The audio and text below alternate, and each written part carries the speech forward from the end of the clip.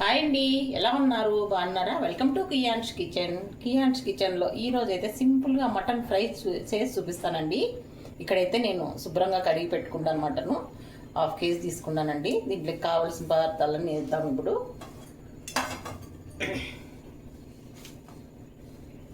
కొద్దిగా పసుపు అండి,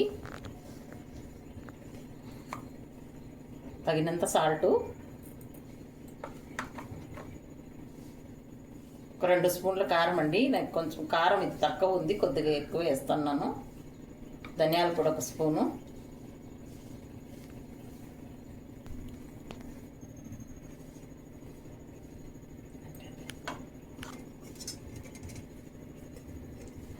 అల్లం వెల్లుల్లి పేస్టు,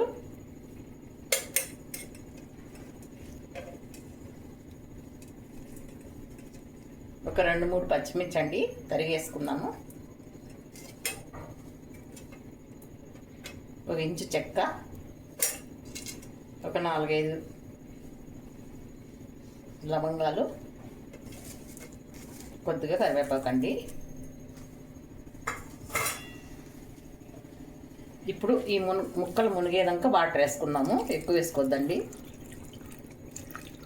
మనకు 5-6 విజిల్లు ఇచ్చేస్తాము మటన్కు, అప్పుడే మనకు బాగా ఉడికిపోతుంది. మటన్ కదా ఇది.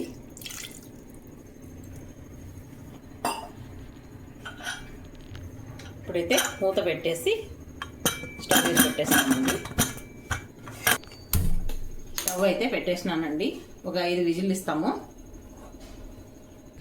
విజిల్ తీసి చూద్దామండి.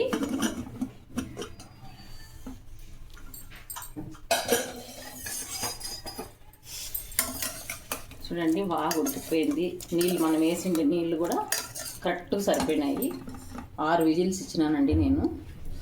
ముక్క కూడా బాగా మెత్తగా అయిపోయింది. ఇప్పుడు మనము తీసేసి పక్కకి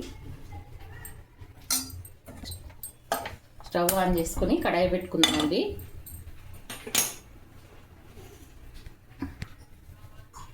ఒక 2-3 స్పూన్లు ఆయిల్ వేసుకుందాము. హీట్ అయిందండి. కొంచెం జీలకర్ర, ఆవాలు, మనం మీడియం సైజు ఆనియన్స్ కట్ చేసి పెట్టుకున్నానండి. ఇది మనకి బ్రౌన్ ఆనియన్స్ లాగా వేయించుకోవాలా. మంచి కలర్ రావాలండి, అప్పుడే మనకు ఫ్రై కూడా మంచి టేస్ట్ వస్తుంది.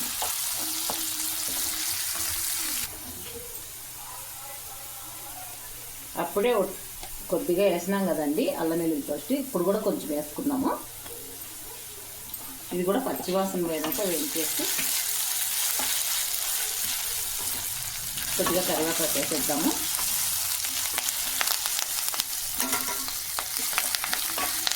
ఇప్పుడు ఉడికించుకునే మటను నీళ్ళతో సహా వేసేద్దాము.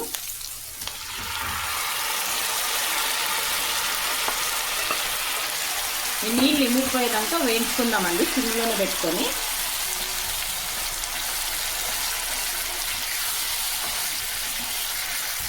చూడండి, మనం వేసే ఆ వాటర్ అంతా ఇమిరిపోయింది కదా. ఇప్పుడు మనం కొద్దిగా మసాలాలు వేసేసుకొని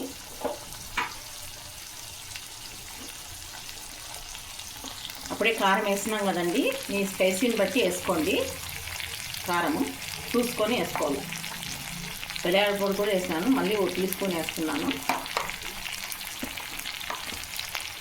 జీలకర్ర పొడి,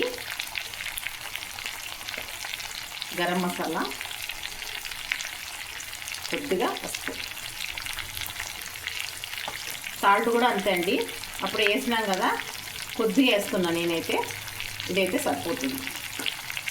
ఇప్పుడు మనం స్టవ్ అయితే సిమ్లో పెట్టుకొని నిదానంగా మసాలా అంతా పచ్చివాసన పోయేదాకా వేయించుకోవాలండి.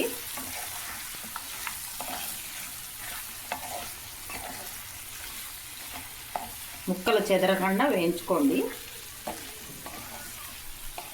మనం గట్టిగా కండబెట్టేస్తామంటే ముక్క చెదిరిపోతుంది. ఇంతే అండి, ఎక్కువ మసాలాలు లేకుండా, ఘాటు లేకుండా సింపుల్గా మటన్ ఫ్రై అనేది చేసుకోవచ్చు.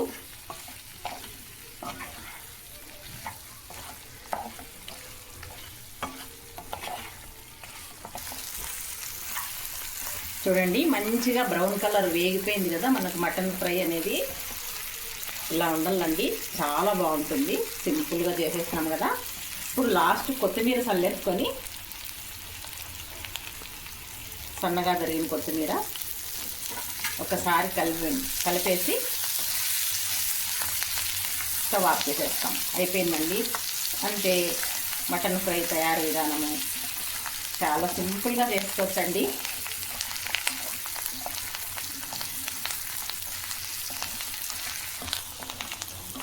ఈ మటన్ ఫ్రై రైస్ కానీ, పూరీ కానీ, చపాతీకి చాలా బాగుంటుందండి. పిల్లలు ఇష్టంగా కూడా తింటారు ఇలా చేసి పెడుతూ. అంతే అండి, స్టవ్ ఆఫ్ చేస్తున్నా. మటన్ ఫ్రై అయిపోయింది. అంతే అండి. ఇప్పుడు బౌల్లోకి తీసుకుందాము.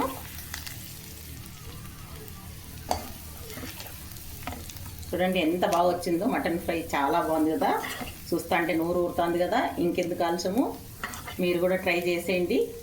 నచ్చితే లైక్ చేయండి, షేర్ చేయండి, సబ్స్క్రైబ్ చేసుకోండి. లైక్ అనేది తప్పకుండా చేయండి. మీరు చేసే లైక్ వల్ల మనకి ఎంతో ముఖ్యము.